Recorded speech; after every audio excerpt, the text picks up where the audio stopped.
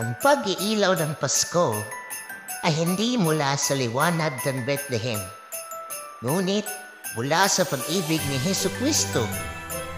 Mga kapatid, maligayang Pasko. Taon-taon tuwing Pasko, masayang pinapalamutian ng mga tao ang kanilang mga tahanan. Nagpapalitan ng mga regalo, nilalasap ang masasarap na pagkain at lubos na nagdiriwang ng Kapaskuhan na ito. Gayunpaman, sa gitna ng abalang paghahanda at pagdiriwang, madalas nating nakakalimutan ang pag-ibig ng ating Panginoong Hesus. Ang tunay na ningning ng Pasko ay hindi nagmumula sa nakasisilaw na dekorasyon, kundi sa walang pag-iimbot na pag-ibig at pagliligtas ni Jesucristo. Bagamat ipinagdiriwang natin ang Pasko nang may kagalakan ngayon, ang pagsilang ni Jesus at ang kanyang buhay sa lupa ay hindi isang madaling paglalakbay. 2 taon na ang nakalipas.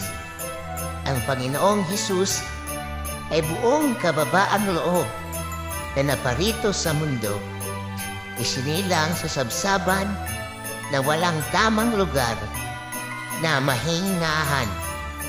Tiniis ang pasakit ng sangkatauhan at kalaunan ay ipinangako sa krus bilang isang sakripisyo para sa ating mga kasalanan.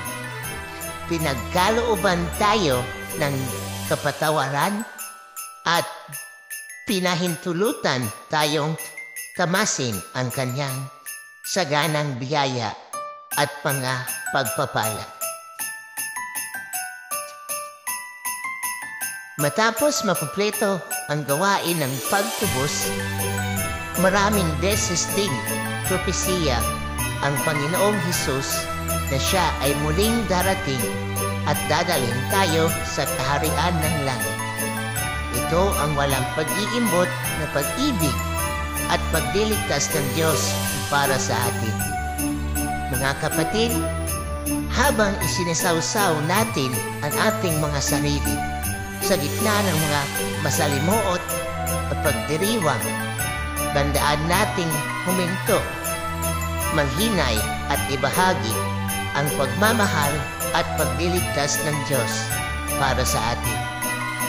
Hayaan ang pag-ibig ng Diyos na maging liwanag, na magbibigay liwanag sa buhay ng iba at nagsisilbing motibasyon natin sa pangalagaan at tulungan ang mga nangangailangan.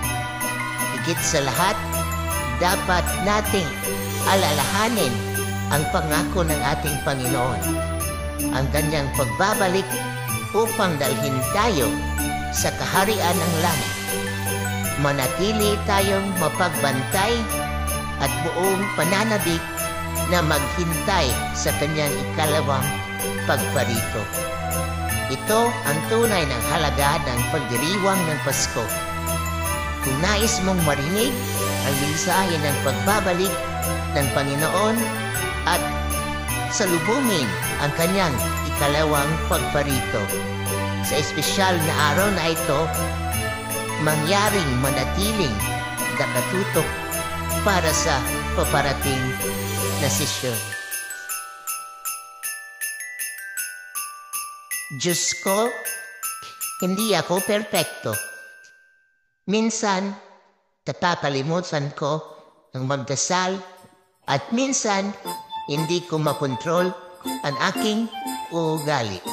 Pero, salamat po sa paggabay palagi sa akin at pagbigay mo ng bagong araw sa akin para magsimula. Panginoong Hesus, puno ng pasasalamat ng aking puso sa panibagong araw na iyong kaloob. Ingatan mo po kami sa mahabang panahon. Tulungan mo po kami na maging matatag at magtiwala sa iyo sa kabila ng mga pagsubok. Amen.